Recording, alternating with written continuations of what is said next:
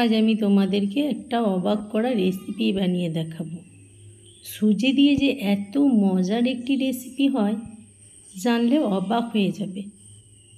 বানাতে খুব সহজ আর খেতে কিন্তু দারুণ টেস্টি, মুখে দিলে মিলিয়ে যাবে। আসসালামু আলাইকুম বন্ধুরা, নতুন একটি পর্ব দেখার জন্য সকলকে স্বাগতম। সর্বপ্রথমে আমি নিয়েছি একটা মিক্সিং জার, আর এখানে নিয়েছি আমি 1 বাটি সুজি। সুজিটা কিন্তু ফ্রেশ সুজি হতে হবে। আমি দোকানের 10 টাকা প্যাকেটের 1 প্যাকেট সুজি আমার 1 বাটি হয়েছে। মিক্সিং জারের মধ্যে সুজিটা নিয়ে নিলাম। ওই বাটির মাপে দিয়ে দিতে হবে 1 বাটি পানি। এখানে ঠান্ডা পানি নিতে হবে, কোনো রকম গরম পানি নেওয়া যাবে না। এরপরে ঢাকনা লাগিয়ে পেস্ট করে নেব। দেখো বন্ধুরা, পেস্ট করা হয়ে গেছে।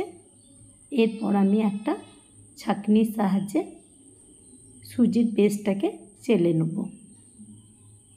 আর অতি অবশ্যই সুজির পেস্টটাকে চেলে নিতে হবে, কারণ এর মধ্যে যে একটা রাবারের মতো ভাব থাকে সেটাকে বের করে দিতে হবে।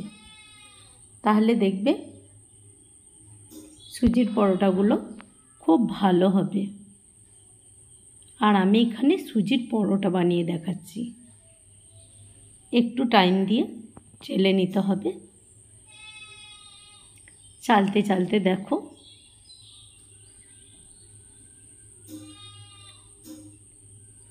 রাবারের মতো একটা বেরিয়ে এসেছে। এইটাকে বের করে ফেলে দিতে হবে, নাহলে পরোটাগুলো ভালো হবে না। এরপরে আমি দিয়ে দিলাম পরিমাণ মতো নুন। নুন দেওয়ার পর একটু ফেটে নিতে হবে। আর এখন তোমাদেরকে দেখাচ্ছি সুজিটা অনেকটাই গাঢ় আছে, তাই আরও হাফ বাটি পানি এখানে দিয়ে দিতে হবে। আর মোট 2 বাটি আমার পানি লেগেছে এখানে 1 বাটি সুজির জন্য। আর ডোটা কেমন হবে আমি তোমাদেরকে দেখিয়ে দিচ্ছি। ডোটা ঠিক এরকমই হবে, না হবে পাতলা খুব, আর না হবে খুব গাঢ়। এরপর আমি এখানে 2টি ডিম নিয়েছি। ডিমগুলো আমি আগে থেকে একটা বাটির মধ্যে ভেঙে নিয়েছি। এরপরে আমি দিয়ে দিলাম 1 চিমটির মতো নুন। আর দিয়ে দেবো আমি চাট মশলা। চাট মশলাটা আমি আগে থেকে বানিয়ে দিয়ে চামচের সাহায্যে ভালো করে মশলা, ডিম আর নুন ফেটে নিতে হবে। এরপরে ওভেনের মধ্যে একটা কড়াই বসিয়ে দিতে হবে। দিয়ে কড়াইটা যখন গরম হবে তখন হালকা তেল ব্রাশ করে নিতে হবে।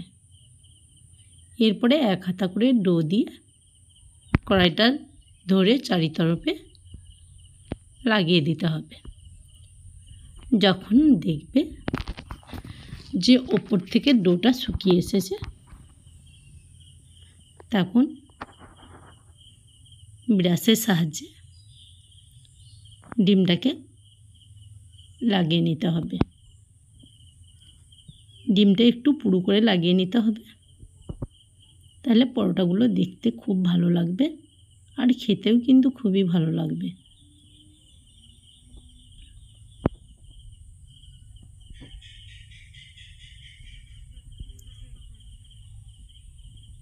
এরপরে একটা দিক আমি ভালো করে লাগিয়ে নিয়েছিলাম, তারপরে উল্টি দিয়ে আরও একটা দিক ভালো করে লাগিয়ে নিলাম। সুজির পরোটা খেতে কিন্তু দারুণ টেস্টি হয় আর বানাতে খুবই সহজ একটা হেলদি রেসিপি।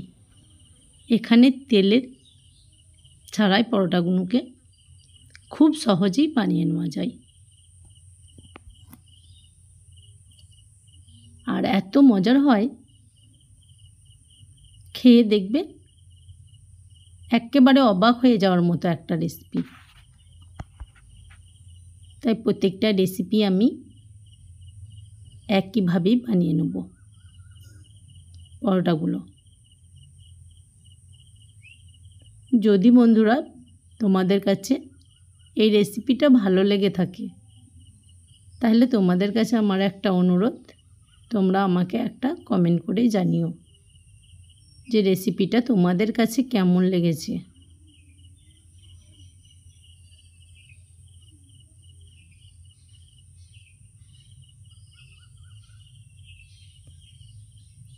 আর যদি ভালো লেগে থাকে তাহলে আমার চ্যানেলটিকে একটা সাবস্ক্রাইব করে দিও। আর নতুন নতুন ভিডিও পেতে